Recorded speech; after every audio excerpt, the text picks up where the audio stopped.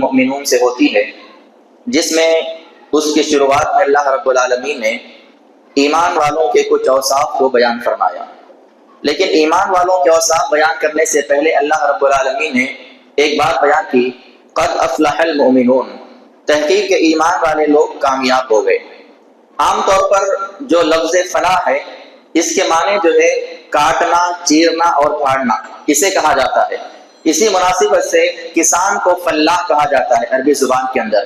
جو کھیتی باڑی کرنے والا شخص ہوتا ہے، کسان ہوتا ہے، اسے فلاح کہا جاتا ہے، کیونکہ وہ بھی زمین کو جو ہے چیر پھاڑ کے اس میں بیج کو بوتا ہے، اور آخر میں ہوتا کیا ہے، وہ آدمی کامیاب ہو جاتا ہے۔ یعنی درخت پیدا ہوتے ہیں، نباتات آتے ہیں، جو بھی فصل اس نے لگائی ہے وہ آتے ہیں، اس کو جو ہے مفلح کہا جاتا ہے، یعنی کامیاب ہونے والا شخص۔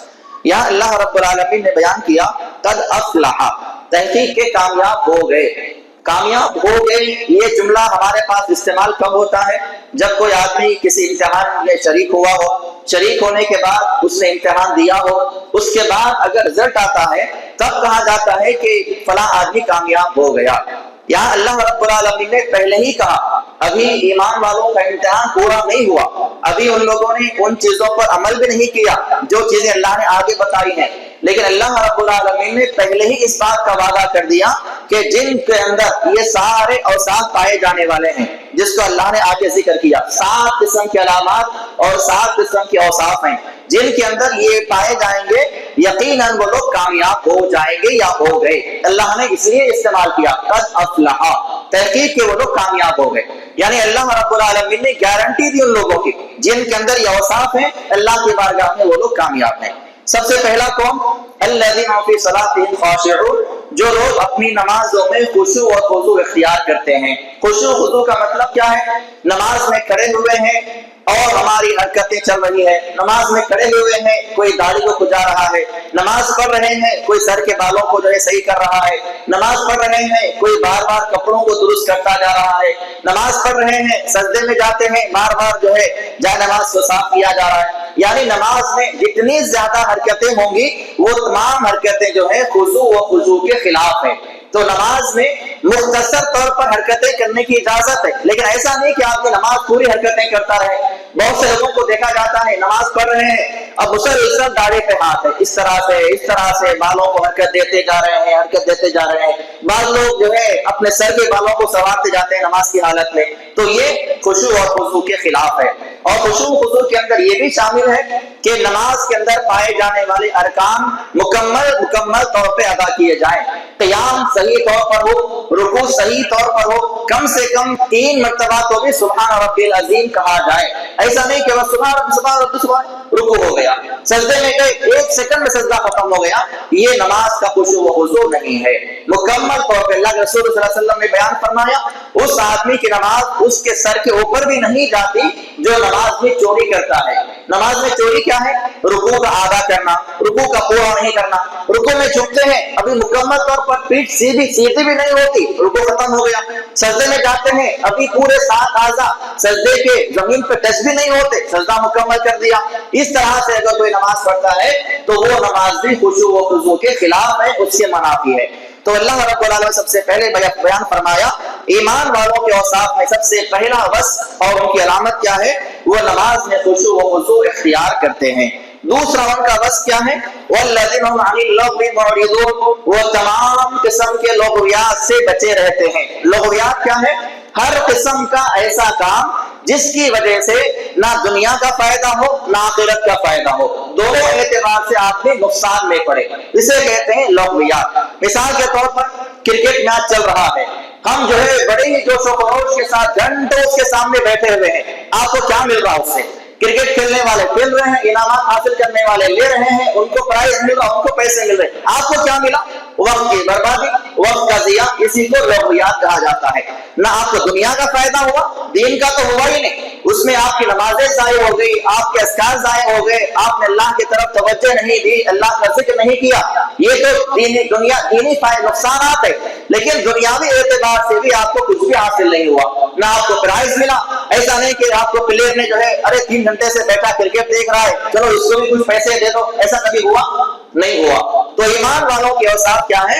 وہ تمام قسم کے لغویات سے بچے رہتے ہیں، ہر قسم کی چیزیں اس کے اندر، یہ تو میں نے مثال دی، ایسی بے شمار چیزیں جن کی وجہ سے نہ دنیا کا فائدہ ہو نہ آخرت کا فائدہ ہو، وہ تمام چیزیں لغویات ہیں، ان سے ایک ایمان والا بندہ ہمیشہ اجتناب کرتا ہے۔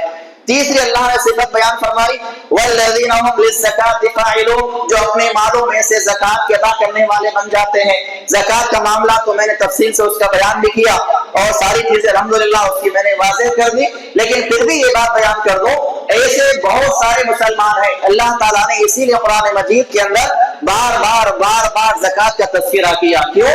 بہت سے ایسے مسلمان بھائی اور بہنیں ہیں جو زکات کے ادا کرنے کے معاملات میں ہیلے اور بہانے کرتے ہیں۔ کیسا؟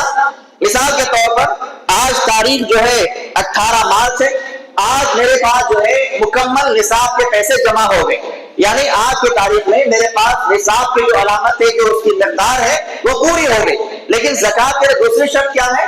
1 سال کا پورا ہونا۔ اب وہ نصاب کے پیسے یا جو بھی رقم تھی آج کی تاریخ میں میرے نام پر ہے اکاؤنٹ کے اندر، اب اس پر 1 سال جب گزرے گا، آئندہ سال کا 17 مارچ جب آئے گا تو میرے اوپر 1 سال کے بعد زکات فرض ہے۔ میں کیا کرتا ہوں؟ مارچ کے آنے سے پہلے جنوری یا فروری کے مہینے میں وہ میرے رقم کو میری بیوی کے نام پہ ٹرانسفر کر دیتا ہوں۔ کیوں؟ تاکہ 1 سال مکمل میرے پہ ہوا ہی نہیں، زکات میرے پر فرض ہی نہیں ہوئی، اب وہ 1 سال یعنی تقریباً 10 مہینے 11 مہینے تک جو ہے وہ پیسے میری بیوی کے نام پہ رہتے ہیں۔ سوال کیا جائے ارے بھائی آپ کے پاس پیسے تھے نا 1 سال پہلے، 1 سال ہو گیا زکات دو، کہتا ہے کہ نہیں میرے پاس تو پیسے تھے لیکن 10 مہینے میں ہی وہ پیسے میرے پاس نہیں رہے، میرے نام پہ نہیں رہے۔ تو اس طرح کے ہیرے اور بہانے بہت سے مسلمان کرتے ہیں، تو اللہ رب العالمین نے ایسی چیزوں سے منع فرمایا۔ رسول اللہ صلی اللہ علیہ وسلم بیان فرماتے ہیں جس آدمی کا مال الگ الگ حصوں میں ہے وہ الگ الگ حصوں میں ہی رکھے، اس کی زکات دے۔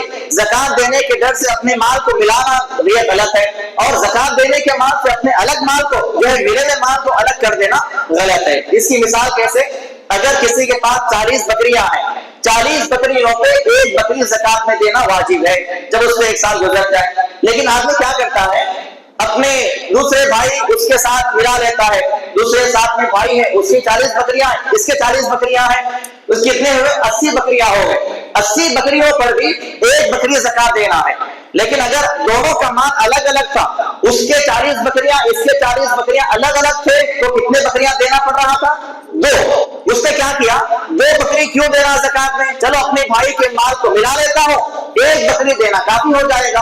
اس طرح سے بھی ہوتا ہے، رسول اللہ صلی اللہ علیہ وسلم نے واضح کر کے بتایا، جو لوگ زکات دینے کے ڈر سے اپنے ملے ہوئے مال کو الگ کر لیتے ہیں، الگ مال کو لے لیتے ہیں، وہ بھی اللہ تعالیٰ کے پاس عذاب کے مستحق ہوں گے۔ تو زکات دینا یہ ایمان والوں کے بنیادی وصف ہے، اور اللہ رب العالمین نے بیان کیا کہ زکات کو ادا کرنے والے ایمان والے بھی ہیں اور وہ اللہ کے دربار میں کامیاب بھی ہونے والے ہیں۔ اسی طرح اللہ رب العالمین نے آگے بیان فرمایا والذین هم لفروجهم حافظون، جو لوگ اپنی شرمگاہوں کی حفاظت کرتے ہیں سوائے اپنی بیویوں یا ملکیت کی لونڈیوں کے۔ پھر آگے فرمایا کہ والذین هم لاماناتهم وعهدهم راعون، جو لوگ اپنے پاس رکھی ہوئی امانتوں کی پاسداری کرتے ہیں۔ اللہ رب العالمین نے، اللہ کے رسول صلی اللہ علیہ وسلم نے، اس طرح ایمان والوں نے جو ان کے پاس امانتیں رکھی ہیں، اللہ کی امانت کیا ہے؟ اللہ رب العالمین نے ہم سے وعدے کیے، اس وعدے کی پاسداری کرنا وہ بھی امانت ہے، اس کی مکمل احتیاط کے ساتھ اس پہ عمل کرنا وہ بھی امانت ہے۔ ایمان والوں کی امانتیں، وہ امانت مال کی بھی ہو سکتی ہے، وہ امانت زبان کی بھی ہو سکتی ہے، وہ امانت کسی بات کی بھی ہو سکتی ہے، یہ ساری چیزوں کی امانت کی پاسداری کرنے والے لوگ ایمان والے ہیں، اور اللہ تعالیٰ نے ایسے لوگوں کو کامیاب ہونے کا ان سے وعدہ کیا ہے۔ پھر آگے فرمایا والذین هم علی صلاتهم یحافظون، اللہ نے دوبارہ جو ہے نماز کا تذکرہ کیا۔ پہلے فرمایا جو لوگ نماز میں خشوع و خضوع اختیار کرتے ہیں، پھر یہاں فرمایا وہ لوگ بھی جو نمازوں کی حفاظت کرتے ہیں۔ نمازوں کی حفاظت سے مراد کیا ہے؟ 5 وقت کی نمازیں اس کے اوقات میں ادا کرنا۔